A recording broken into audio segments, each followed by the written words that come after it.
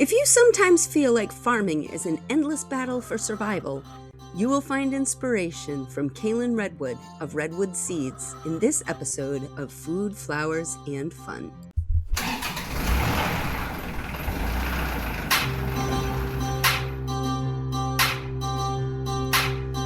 If you're the woman who does it all, farm work, housework, bookwork, homework, getting up at the break of dawn, this is the podcast for you. How do you multiply by fractions now? Get away from the cares of the day. Free stock, root stock, feed stock, seed stock. Chat with women around the world who raise food, flowers, and fun. With your host, Kay Castrataro. That's me. Welcome back to Food, Flowers, and Fun. As always, I'm your host, Kay Castrataro, and we are sponsored by Penlight for Farmers, helping you create purposeful farm lives that are rich in time, energy, and abundance. And today, we have with us Kalan Redwood from Redwood Seeds. You're going to love her. She's amazing. Kalan, how are you today? Good, doing good. Thank you. Nice to be here. Well, I'm so glad to have you. And I just love the whole seed business that you do. But before we get into what you're doing now, would you mind just starting off and tell us who you are, how you got into this lovely farm life, and all the cool things you're doing right now? Yeah, sure. Okay. My name's Kalan Redwood, and I have been farming for, like almost 20 years now. It's really crept up on us. And we live in Northern California in a really small little community called Manton. It's sort of in like the foothills of Lassen National Park. And we grow seeds. Gorgeous. So yeah, it is gorgeous. It's really nice. There's a lot of water up there. Imagine like mixed conifer forest with a lot of ponderosa pines and black oaks. We're at 2,500 feet, so we're up in elevation. California has this giant central valley that runs down the center of it. And so we're in the eastern foothills of that. Okay. So about 3.5 hours northeast of San Francisco. Okay. So we do get like the really hot summers, but we also get, it like cools off at night. So that's the difference between like us and the valley heat, is that it cools off at night, but it can easily be 100 degrees during the day.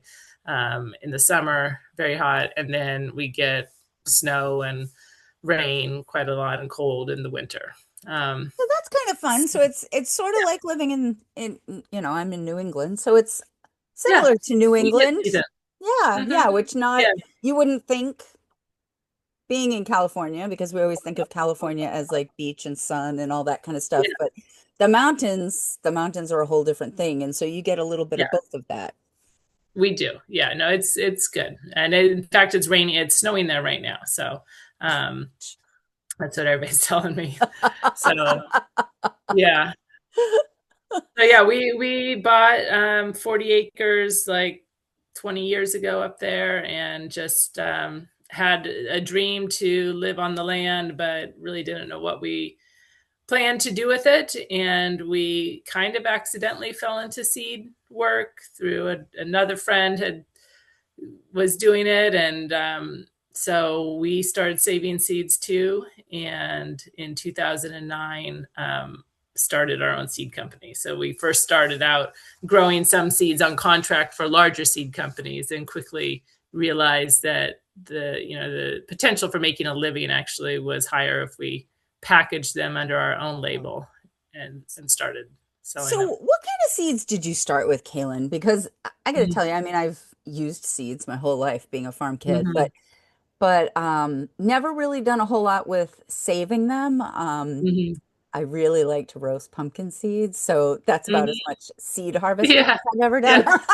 So I'm curious, like, what kind of crops first? Right. I think that the first, we still sell and grow a few of the same varieties that we started out with, which is fun, like Oregon Homestead sweet meat squash, which is a Carol Deppy variety. And we started out with a lot of the basics. I think our first seed list maybe had like 30 different varieties on it. So lettuces, beans, squashes, tomatoes. We sort of did a wide range. And we could really go down the rabbit hole of seed saving, and some seeds are easier to save than others. But when you're starting out, it's all kind of just sort of like really difficult. And I do remember like the beginning, like taking hours to clean a lot of lettuce seed, and me just like, oh my gosh, how can this be profitable? Like when I'm like spending so long doing that. But over time, we've gotten much more efficient. You just sort of have to figure it out for each variety. So yeah. And do you find that it's different for certain varieties within types of seed as well? Or is it basically like if you figure out lettuce, then all the lettuces are pretty much the same? And it's I know that's pretty a dumb much question, but as you can see, I've never done seed. No, seed it's saving, pretty so. much like that. Yeah. So there's some things like lettuce, legumes, and tomatoes are some of the more friendly ones to start with, as far as like a home gardener could easily save those seeds in their garden without a lot of forethought, because they are inbreeders, and so they don't cross-pollinate very much with other lettuces. Like you can grow one lettuce and you can a couple feet away and save the seeds, and you're still going to pretty much just get those two lettuce varieties. The same with tomatoes, but some things like cross much more prolifically, like all your squashes and a lot of the brassicas and things. And so to get true to type seed, you have to use isolation distances, and that's what we do on our farm. But for the most part, yeah, I mean, like we take tomatoes for example.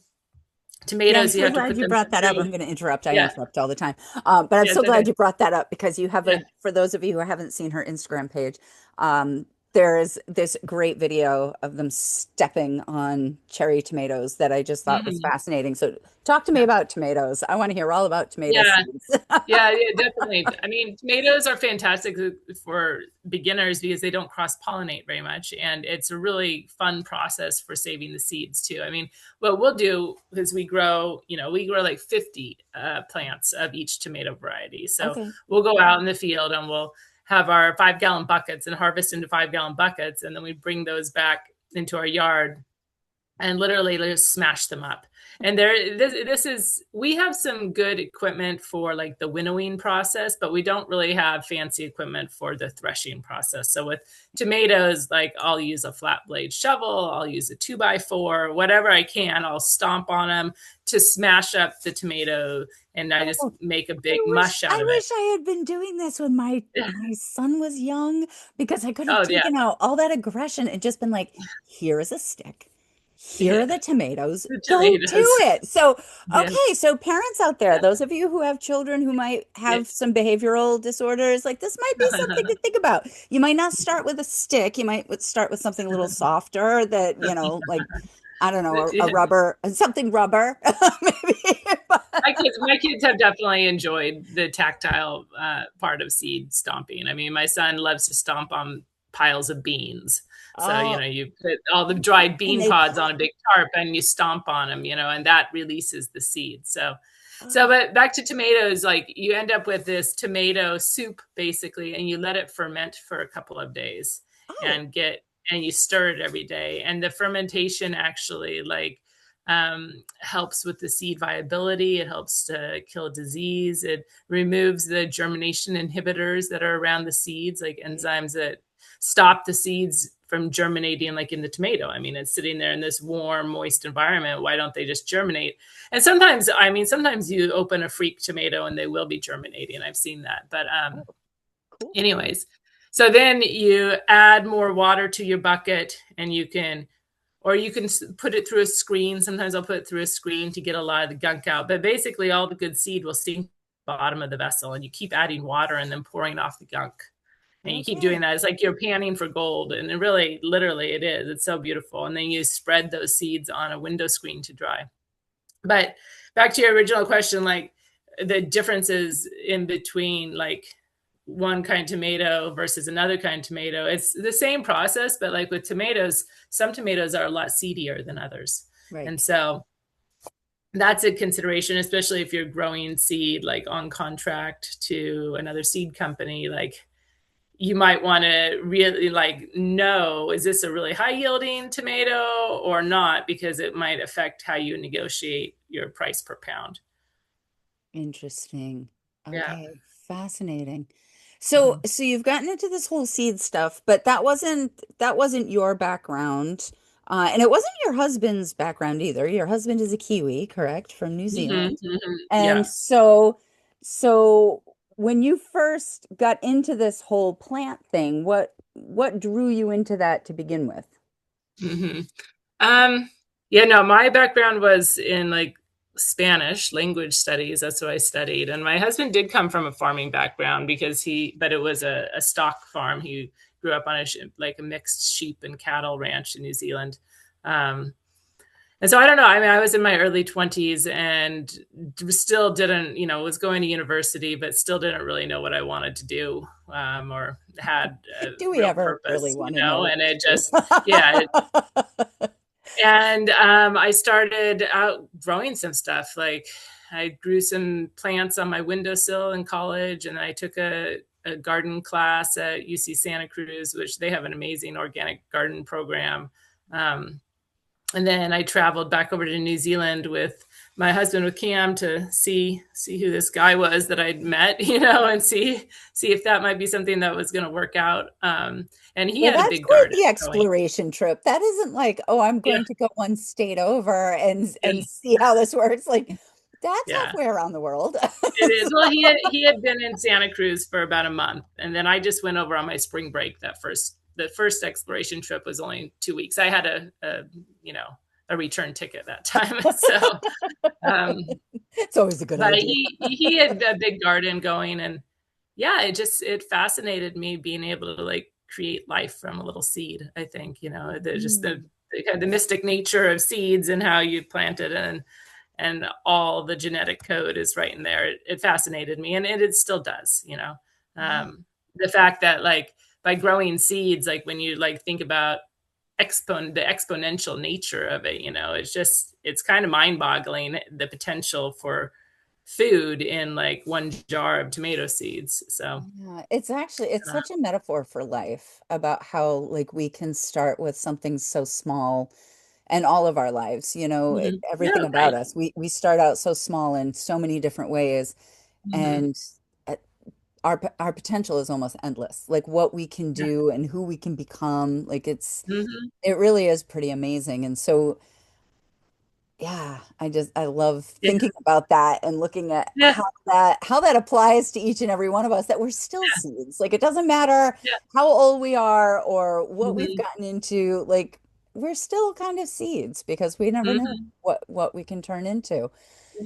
True. So Yeah. tell me about the seed business that you've got now. So when you Okay. first started out, you started out with like little almost tea bags. Is that what you were saying? Like Yeah, no, they were yeah, we started out with coin in envelopes. They're like these envelopes. little envelopes. You can get them at like Office Depot, and that's what we did.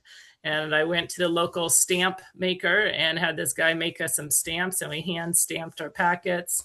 And my husband like built some wooden seed racks, and we literally threw the rack in car and some seed packets in the car and went to the local health food co-op and said, "Hey, we're starting a seed company. You want to buy our seeds?" And they did. And that is Chico Natural Foods in Chico, California, and they are still one of our top stores. We've been in there for since 2009. So um, Awesome. it's been really great to see. The local support for our seed company initially was fantastic. And we started out, like I said, pretty small. But today we're in about 70 store locations in Northern California, and then we're like in just a few in Oregon and the Portland area. And so we sell our seeds in a lot of co-op, natural food co-ops, garden stores, nurseries, that type of thing. Ace Hardwares, we're in those. Yeah.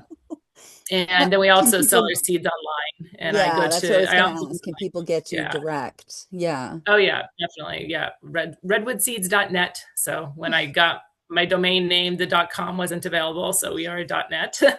And we actually have a really beautiful new website. Our website was redesigned over last summer. So It I'm is stoked beautiful. about that. I've Yeah, taken a peek at it. thank you. Yeah. 'Cause our previous site was very functional, but it was dated to 2014. So it was just time for a facelift there. Yes. Um, yeah, so we do that. And then I do, like, during the summer months, I go to festivals and markets and sell direct to customers as well sometimes, which I really enjoy. Like, it's really so interesting to see all the different types of people who garden. Like, you know, Mm. like across the spectrum in age, across the spectrum in politics, in lifestyle and like wealth. It just, there's, it's really neat to see all the different types of people who are drawn to gardening. And they'll walk by, you'll be in a market or something and people are walking by cruising the market, and you just tell, the seed people, the garden people, they're like, oh, seeds. Okay. So I Well, enjoy that. I love how it's kind of an equalizing force, like that growing Mhm. things and working the ground is something that we can all do, and it is something that transcends some of the things that divide us, which Mhm. Lord Yeah, knows exactly. in our days and times Yeah, there are a whole lot of things that divide us. yeah, So yeah. being able to find those things that are unifying, I think Mhm, is really profound as well. And the fact that it mhm. revolves around, food and beauty, like what more could you ask? Right, Yeah. So right. how many Yeah, I varieties? always Oh, go ahead. oh, go ahead. No, I just wanted to go on that. It always seems like, that people who are willing to, like, nurture something and grow something out of the Mhm. earth, it's like encourages people to protect the earth and to, like, connect with the planet on a deeper way, even if, and just that people are really trying to, grow food for their families. Like, that's a unifying thing across the spectrum. Um, Yeah, because so we all need to eat and we all need beauty in order yeah, to thrive. yeah. Like that's pretty much Hmm. what we do. Hmm.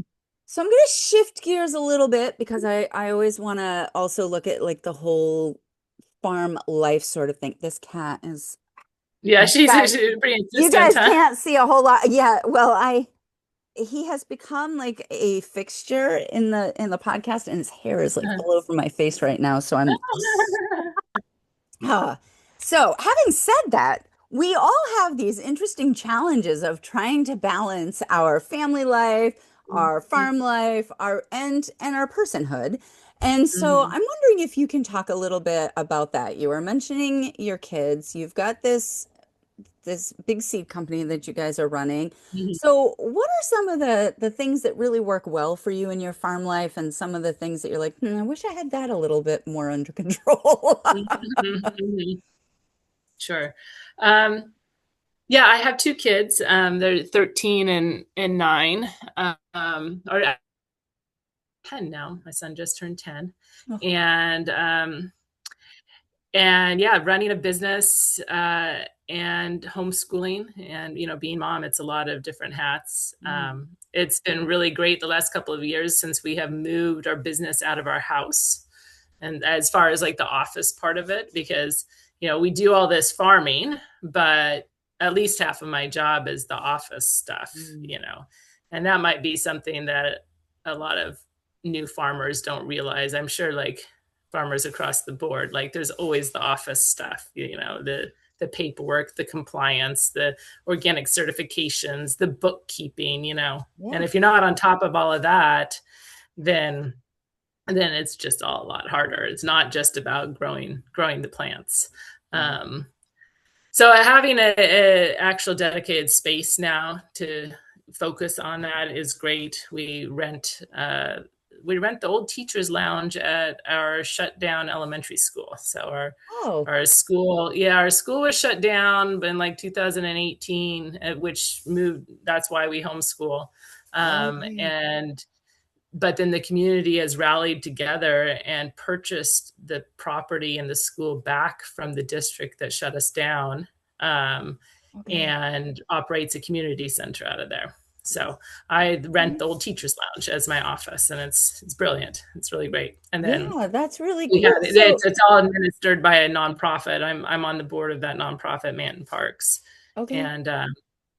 And then we have like an education nonprofit as well that is running after school programs and a homeschool support program out of the school. So both of those programs, like I've been involved in the creation of those, and those really support our family a lot in like the education aspect for my kids. So I'm not having to be the full-time homeschool teacher as well. Right. No, that's really helpful. My brother and sister-in-law homeschool their kids, and that's that ability to maintain community and to also have diversity. I'm so sorry. I literally have cat hair like Well, all I can't see that. Yeah, okay, that's good. I'll try to pretend it's not like choking me right now. So that's that's a really important thing for the kids, but I think it's also a really important thing for the parents because homeschooling, I only homeschooled for a few months during the beginning of the COVID years, and that was, would have been amazing if I didn't have to work as well and being a single mom. So, as soon as I realized that kids weren't like dying of COVID in the school systems, I was like, okay, back to school. I love you. We had a lot of fun. We went to the beach house and did, science stuff down at the ocean and did geology, looking at the different types of rocks. And so, I mean, we did lots of fun stuff while we were homeschooling. But yes, once I could effectively hand their education back to somebody who did that full time, I was okay with that. But I see how important it is for kids to have both connection with other peers, but it's also good for the adults to not have to be parent, teacher, babysitter all of the time. So yeah, that's really amazing that you've worked and done that not only for you but for your community as well. So it's really great. It's called the Manton Education Council. Anybody wants to look that up, we have a website, and that's been great. So but the flip side of that is that right now I was telling you that we're in New Zealand right now, and so we come here for a couple months and connect with our family down here. And while we're here, the kids go to public school, and they've been doing this now for 4 or 5 years and have friends in their classes and lots of like third cousins that they connect with at the school. So my husband's family has like really deep roots in this community. So it's been great to reconnect with them. And as a homeschool kids, like my kids really enjoy going to school, and I really enjoy sending them. So, well, it kind of sounds like you've managed to get the best of both worlds, that you get to do some of the homeschooling, but then they can also go and not be homeschooled. And you've got people taking care of your farm right now though. So like you've also got a whole lot of activity going on there, because there's still seed packaging going on. Well, that's going on in my office. In the office. So, the office work and the farm work are two separate things. So definitely, yes, I have an amazing part-time employee, Abby, who does all my shipping and packaging, the seed packing. And so she and I are in contact daily, and I like communicate with all of our stores, and then she fulfills the orders and sends them out. So nice. That has been working out pretty well for a couple of years now. So, and then as far as the farm, everything's just sort of asleep right now. I don't grow quite as many like spring crops as I used to, since we're not there, but there are some things that are overwintering and will go to seed, should be going to seed right when we get back. So because we grow probably 80% of the seeds that we sell, and then I do purchase some seed on contract from other farmers, mostly in the western states. I think Colorado is the furthest east. Like some things just don't grow well in our climate, like cabbage, for example, or the broccoli, or even like red kale. Like they just it's really often heats up a lot in the late spring and early summer. And so aphids just descend upon those brassica oleracea crops. Oh, really interesting. So they Yeah. grow much Okay, so better up in there's like Oregon, Washington. yeah, no, that's interesting. That's something I hadn't considered because the pest pressure, Mhm. you think about pest pressure all the time if you're selling Mhm. fresh Right. produce or, if it's going to be processed, Mhm. you got to deal with the pest pressure. But can you talk a little bit about that? Like, what are Yeah. the Yeah. limiting factors when you have pests? Because Seed production. I Mhm. would think you wouldn't need to worry about that as much with seed production, Yeah. but apparently I'm wrong. So, Yeah, well, maybe, I don't have to worry about taking beautiful tomatoes to market or mhm, like, so in some ways it probably is a little bit freeing. I don't have to worry about that. But we definitely, yeah, like the aphids on those kinds of brassica crops are a limiting factor. Like I don't really even try it anymore. Um, and although I do have that said, I do have some cabbage that's overwintering that I am trying it again. So actually, I do keep trying it, but you just can't you know, quit, can you? um, but that's really just like it seems like it's the cabbage and the kale that really, but because I can grow like arugula and bok choy and those are different. That's a brassica rapa, and so there's just some of them. I think that those brassicas go to seed a little earlier in the spring, and so they miss the pest pressure there. The last few years, and actually for a long time, I've had a lot of problems with thrips. Oh, And I'm yeah. sure my soil is just full of thrips, and so they just come out every year and they really love the beans. But this year, I had them all over the flowers, like the cosmos. The year before I'd gotten great cosmos seed, and this past year it was just like, um, but the beans, they get on the lower parts of tomatoes, but they don't really affect the tomato crops. And for people who don't know what thrips are, they're really small little insects. Like you can barely see them. And they have this life cycle where they lay eggs and then they like drop into the soil. I mean, to pupate and then come out as larvae. I mean, I might be saying that wrong, but they kind of go back and forth between the soil and the plant several times. So, I try to control that with like diatomaceous earth sprinkled around, like on the ground at the base of the plants. I do a little bit of spraying with organic approved, like horticultural oils. Like neem or something like that. Yeah, but it's like you can only spray so much, and I don't like spraying. I've never really sprayed stuff, but I do that a little bit too, and that has helped me get a crop at least of beans the last few years.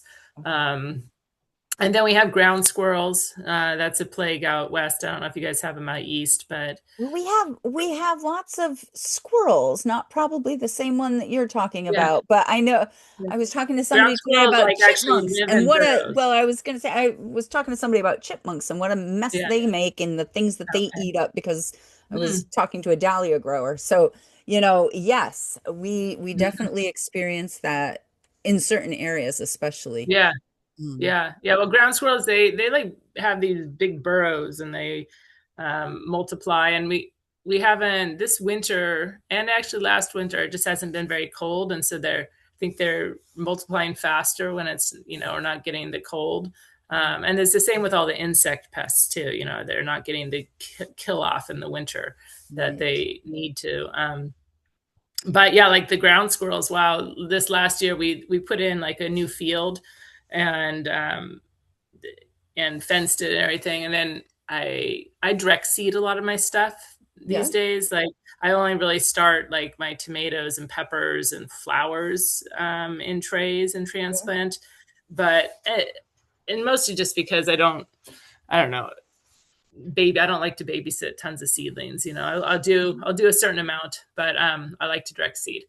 Anyway, the ground squirrels were just death on like this particular like 4 rows of zucchinis, like, and I Oh, covered them with row cover, and they were going under the row cover, and they ate basically all the leaves off these plants, and it was just like stems. And then I finally was able to I really covered them with row cover. Like I put dirt down all the edges, they couldn't get through this row cover. And then I set up the squirrelinator, like which is like this big trap that'll let multiple squirrels in at once, and Oh, then and then you know, so yeah. the squirrelinator comes with a drowning tray, and I hate Oh, that. that's I don't unfortunate. know. Yeah. No, Yeah, I I'm don't. with you on that. Like I don't. But I sometimes you kill when I forget to have check to. I mean, the. you gotta You you got to gotta do do. what you gotta I know. do, and it still stinks. It stinks. So sometimes I'll release them. I have a release spot. Oh no. I've started a new colony of ground squirrels like 5 miles from our Are farm. you sure they But didn't come home? Like I don't think I need to like spray paint each one before I let them go, you maybe know. so. Oh no, Yeah, my I don't release know. system's not working. I know. I think of Lassie come home, like like it doesn't matter how Yeah. far how many hundreds of miles you take them, Yeah. she'll eventually come home. Yeah. We had raccoons and stuff, and so our raccoons used to be trapped, and then Okay. they were done away with. Dispatch. Yeah, they were Yeah. dispatched. Yes, they Yeah. weren't relocated to somebody Yeah. else's Yeah. happiness. Well, I know. So that's my dirty secret there. And then we also we've had really a lot of rabbits now. I think I don't and so I'm gonna have to when I get home, we're gonna have to put up chicken wire at the base of our garden fences, which is a Yeah. bummer. I mean, I've just these huge jackrabbits jumping in my garden and really Oh yeah. I had a hard time with the corn and the sunflowers. I mean, oh my gosh. Yeah, I So hadn't even thought of I was thinking about the cute little cottontails that we have in the Northeast. And no, we have those too. you're Yeah. talking the Jackrabbit. jackrabbits though, which are so That cool. will like I that will gotta like say, I love jump. them, but Yeah, like we have like orchard fencing in our, they're like where it's like kangaroos. it's like yeah, it like jumps up, through the bigger slots at the yeah. So there's definitely the aspect. I mean, I think a lot of farmers feel it that like farming is sometimes it's just a battle for things to survive. You Yes. know, Yeah, it's yes. not just It's just planting. keeping it alive. Yeah, and the weeds, we have a lot of weed pressure, and that although we've started some new garden sites, like we've been farming in the same spot now for a long time. Yep. So we've actually just retired some of our fields and moved to another spot since we have 40 acres. And just taken down fences and put them back up on new soil. And so our fertility in some of those is a little on the low side, but the plus is that we don't have the weeds to Yeah. contend with. Because there was a time like, I don't know, 5 or 6 years ago when everybody was, really excited about no-till farming, no-till gardening, which it's great. It's I great. know. I know. Really, really good idea. And so I bought all these silage tarps, and I like was moving silage tarps around my fields and like just killing off the grass, the spring grass, and then planting right through it. And there was one year where it worked so well, like, and the soil had great tilth, and like this whole field was just it had been no till for like 3 or 4 years. And then the next season I came back and started planting stuff into it, and everything was just dying right away. Huh. And like overnight, like rows of melons just all withering up. And it turns out that the field is infested now with symphilins, which is called garden symphilins or symphilins. And they're very small, little, like almost like centipede-like creatures that thrive in really great soil with high organic matter. And they just like they don't burrow on their own, but they follow like worm tracks and roots. And so the cure for symphilins is to till. Yeah, that's one of them, because it literally smushes them. Or to spray with like heavy duty like pyrethrins, and that would kill everything, and I don't want to do that. So we just moved over. Actually, we just kind of like turned that field into a fallow horse yard, and then Yeah, moved so our I'm garden. wondering if there, back when I was in extension, um, there was a lot of work being done on cover crops. And so, Hmm. when I hear about pests like that, I start thinking, huh, I wonder if like there are mustards or, even like Hmm. I was thinking even with your ground squirrels, I was talking Yeah, to a farmer who had had huge problems with gophers yeah, and they ended up planting lavender and they realized that like gophers don't like lavender. And Oh, that's so, interesting. so, Yeah. things like that, it's always curious. I'm always curious about, I wonder how that works.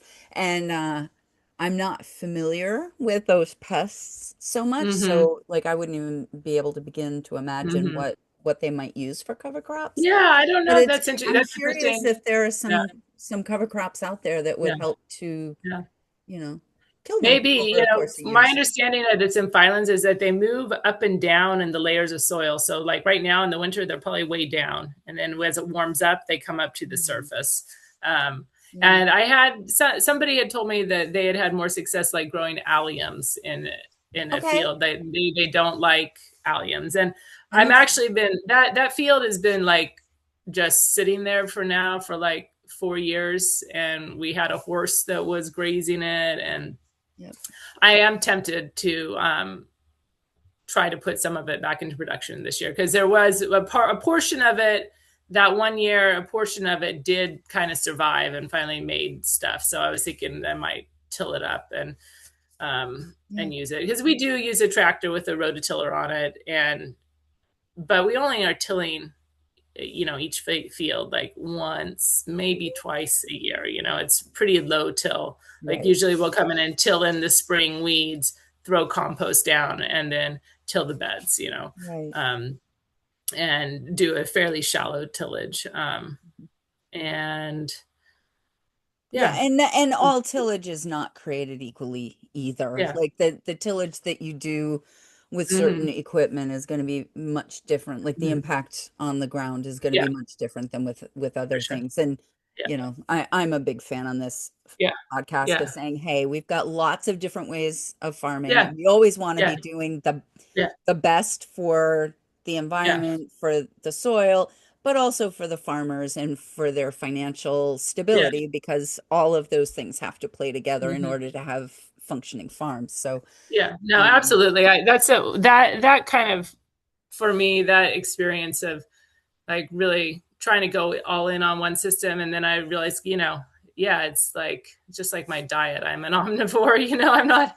yes. You take the tools you have and you use them when it's inappropriate. And I'm still using those tarps. Like I have Mhm. areas in the garden tarped off right now, so that when I get back in the spring, I can just start Yeah. throwing seeds in the ground and not have to wait for the tractor to get going. Yeah, right. No, absolutely. I think that's the beauty of agriculture Mhm. actually, is that we can be so creative. But I'd be really now I'm my curiosity is up, and now I'm like, I want to go do some research. Yeah, yeah, look them up because they eat the roots of the plants. Like those dead seedlings, I started pulling them up and they were just swarming with these little guys. And thankfully, I've never seen them in any of my other fields. So, Yeah. and it's interesting because one of the new gardens that we started is only like 20 feet away. You know, we just Don't kind of don't tilled up this don't new don't patch. question it. Don't question Yeah, it, yeah, Kaylin. no, no, yeah, exactly. There are some things you just say, thank you, God. Like, Like, yeah, mhm, universe, whoever it is that you yeah, talk to, but don't ask why. yeah, it works. So so you've got all of this going on. How do you take care of you? Mm.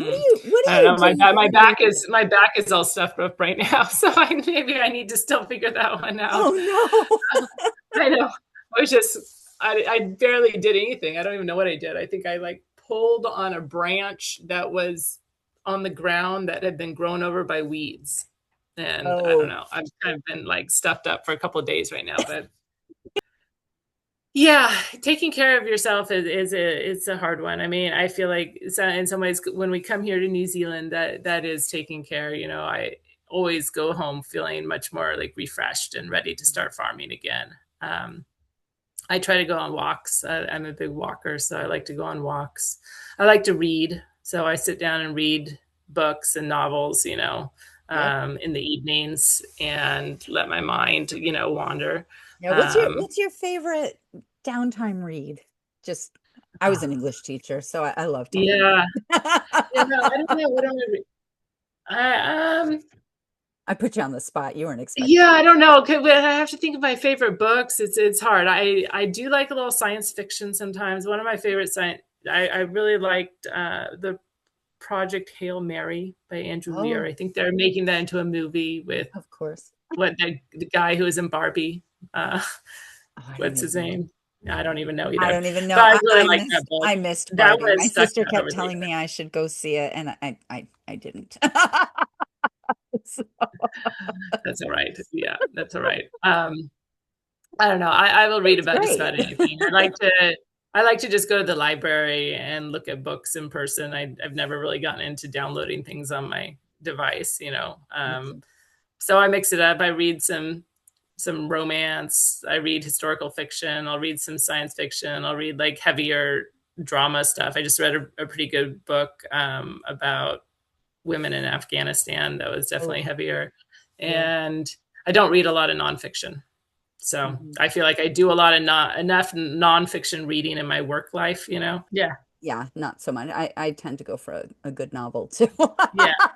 I just started one last night, but I don't know. The jury's out. I'm not finding It's myself not, too yeah, hooked not yet. sucking So, you in. I guess the other thing that I definitely like to get crafty, you know, so getting creative helps me, you know, it's fun and it's something that I like to do with my kids. And so the last few years I've been kind of getting into doing natural dye work and Oh, fun. like we sell indigo seeds and I grow a lot of indigo every year. So I've been playing with that. Learned to crochet in the last couple of years, making a Nice. big blanket that will maybe someday be done. Been Just keep working at making it. I'm a knitter. I had one that literally took me like 10 years to finish okay, because yeah, I had other projects in like I did other knitting projects yeah, in that interim, but yeah, 10 yeah, years to finish. But if I yeah. finished it and it's beautiful and it's warm and Beautiful. Awesome. great. Awesome. So Okay. Yeah. there is Yeah. hope, So I promise. I like to be crafty and creative. I think that's definitely a form of self-care, you know. Yeah. Um, yeah. Yeah, so if you had like one thing that you would like to improve about your farm life, like what would that be? Hmm. Tricky question. Yeah. I don't know. You know, I go back and forth on like trying to get more help, you know, or just like getting a farm intern or something like that because it just sometimes there's just not enough hours in the day to do it or enough motivation or um but I haven't really we've had some people come and live on the farm over the years Mhm. and so that's been nice the times when that happens but we're also fairly private so it's like it's Yeah, no, that that's a tricky balance because balance they has end up been staying at your house. yeah Is that what you're saying? So, we have a little kind of guest cottage but okay. so yeah, I don't know. I mean, at the moment we kind of have a pretty good routine with how we grow, you know. Like that's why like we're here right now and I'm pretty confident that I can come back and we're just going to bust it out, you know.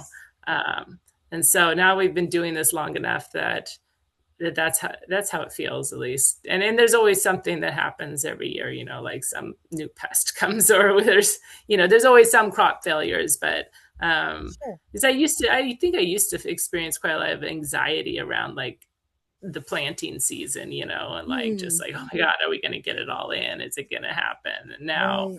I feel like with experience, I can sit back and just let it happen a little more. Mm.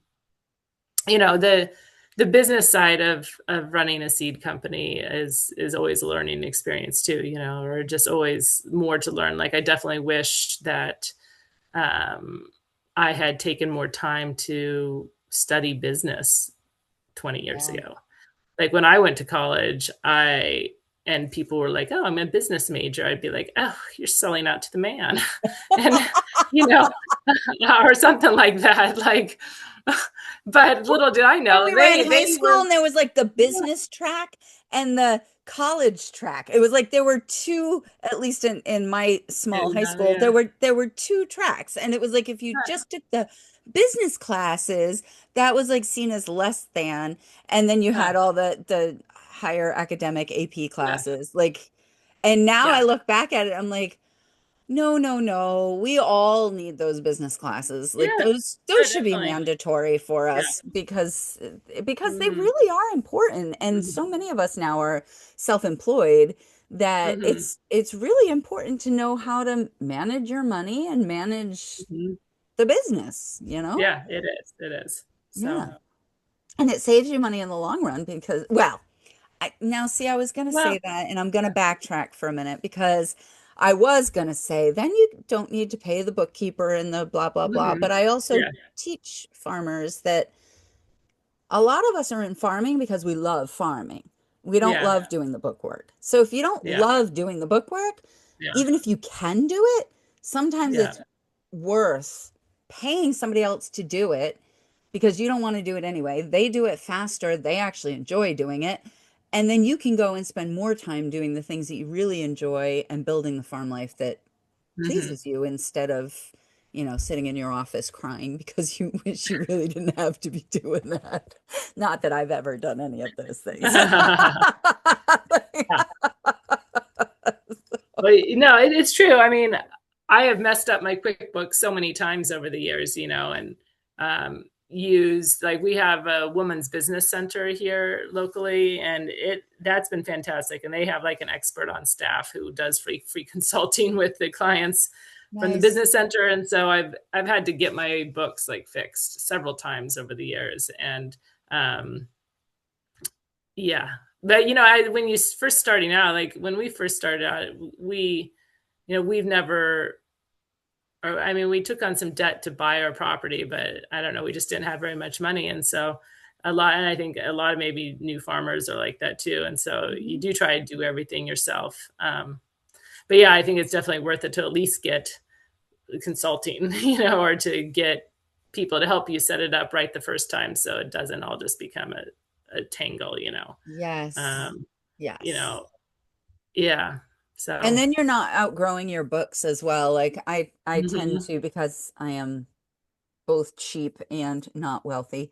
I tend to do a lot of my stuff and I've got this Excel spreadsheet that I use for all kinds of stuff and I love my mhm, Excel because I can set it up the way I want it and blah blah blah. mhm, And yet I do look at it and say, yeah, there may be a time when I outgrow this Excel spreadsheet and then I'm mhm. like, then I gotta transfer to this whole other system. And I'm not sure I want Yeah. to do that. That's also why I have everything on my Wix Uh-huh. website, because I'm like, I want to learn one system. I don't want to Yeah. learn like 18 different operating Yeah. systems. So Yeah. everything goes through my website for that. And then I it works for me. So again, Mhm, probably cost me a little bit more, but mhm. I have it all in one place and I know where it is. And Yeah. so for every farmer, like I really encourage them to take a little bit of time, get to know what your options are, and then pick the one that Yeah. works for you because there is Yeah. no one right way to do it. Mhm. It's just there are going to be ways that work better for you than for others. And so Oh, yeah. find the things that work for Yeah, you and make your absolutely. life easier. Absolutely. Mhm. Absolutely. Mhm. So, well, Good. Kaylin, I this always goes so quickly and I Yeah, always that went by really fast. so much fun, right? I think it was fun anyway. But at this point, this is the point in our show where I always ask our farmers to tell me what you think is the most important piece of advice that every farmer should know. That's putting me on the spot for sure. If I was gonna go back in time and like think about what I wish I had known or done differently. It might just kind of be that a little bit, like to have myself like better prepared for like what running a business means and like how to do it in a way. And that's not like a super exciting piece of advice, but if you're farming, you're probably, I mean, unless you're just like a gentleman farmer, like, and but that's just if you're planning on selling your produce and making or whatever it is you're making and to make a living off of it, then you're going to need some business sense. Um, and so it's like this backbone of the whole thing that you might not consider if you're just want to grow stuff, and then the other thing too is like to take care of your body, because so much of farming is dependent on our physical labor, and that's our back. As I'm like sitting here with the bad back, I'm like, oh man, I do not want.